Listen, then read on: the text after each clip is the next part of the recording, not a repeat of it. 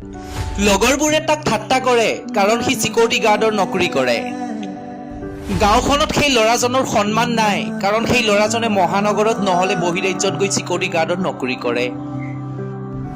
Security গাৰ্ডৰ কাম কৰাৰ বাবে বহুতে এটা ল'ৰাক অৱহেলাও কৰি দিয়ে, বহুতে নীলাজ বুলি কৈ দিয়ে। লগৰবোৰে তাক দেখিলে হাঁহে কাৰণ সি এটা সামান্য চিকিউৰিটি গাৰ্ডৰ কাম কৰে। ছচিয়েল মিডিয়াত সেই চিকিউৰিটি গাৰ্ডৰ কাপোৰযোৰ পিন্ধি এটা পোষ্ট দিবই নোৱাৰি, বহুতে আহি ঠাট্টা কৰে।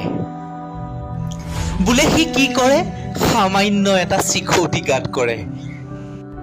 পোহৰ লাইভৰ এই প্ৰতিবেদনটো আজি সেই ল'ৰা কেইজনৰ বাবে যিকেইজন ল'ৰা বহিৰাজ্য নহলে গুৱাহাটী মহানগৰীত চিকিউৰিটি গাৰ্ডৰ কৰ্ম কৰে।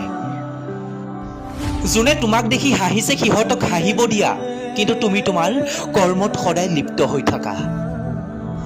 সেই সিহঁতৰ বাবে তুমি তোমাৰ কৰ্মক অৱহেলা নকৰিবা, কাৰণ চিকিউৰিটি গাৰ্ডৰ কৰ্ম এটা বহুত ডাঙৰ কৰ্ম হয়।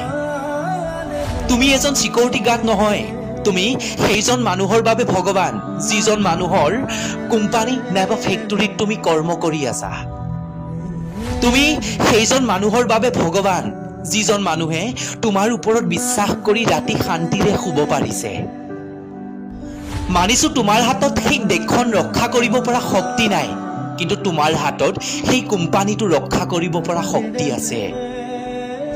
এজন চিকিউৰিটি গাৰ্ডৰ মূল্য কি সেয়া সাধাৰণ মানুহে বুজি নাপায়, সেয়া ডাঙৰ ডাঙৰ কোম্পানী আৰু ফেক্টৰী মালিকবোৰে বুজি পায়।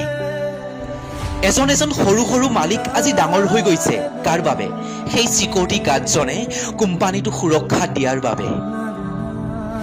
যদি চিকিউৰিটি গাৰ্ড নহল হয় তেন্তে আপুনি ভাবকচোন এজন কোম্পানীৰ মালিক আৰু ফেক্টৰী মালিকৰ কি অৱস্থা হল হয়। ৰাইজে হাঁহিছে, ঠাট্টা কৰিছে, কিন্তু ভাইহঁত তহঁতে দুখ নকৰিবি, তহঁতে কৰ্ম কৰি যা, তহঁতে এদিন নিজৰ সপোনৰ ৰাস্তাৰে গতি কৰিব পাৰিবি। সেই চিকিউৰিটি গাৰ্ডৰ কৰ্মটো যদি আজি চৰকাৰী চাকৰিত পৰিল হয় তেন্তে আপোনাক গোটেই অসমে সন্মান কৰিল হয়। সেই আপোনাক দেখি যে হাঁহে আপোনাৰ লগৰ কেইটা, সেই লগৰ কেইটাইও তেতিয়া এটা চিকিউৰিটি গাৰ্ডৰ কাম পাবলৈ জঁপিয়াই থাকিল হয়। চেলুট কৰিছো এজন চিকিউৰিটি গাৰ্ডক। জয় হিন্দ, জয় ভাৰত।